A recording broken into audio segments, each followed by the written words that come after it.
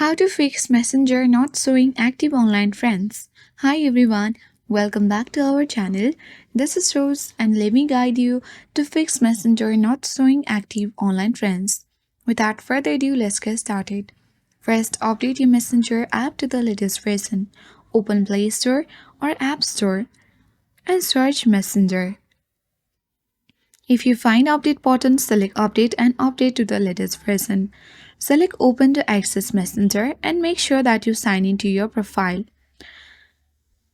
Now navigate to menu icon at bottom right corner of the screen and now select setting option.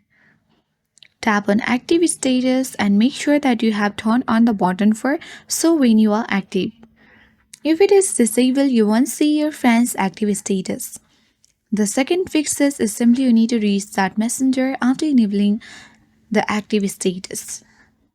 If that doesn't help, you simply need to long press on the app icon and select I button. Here you need to select storage uses and tap clear cache, and you can tap on clear data, tap on delete and log in again.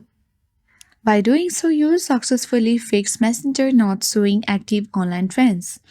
I hope this guide was helpful. If it was, then do like, share, comment, and don't forget to subscribe. Thank you for watching, and I will see you in the next video.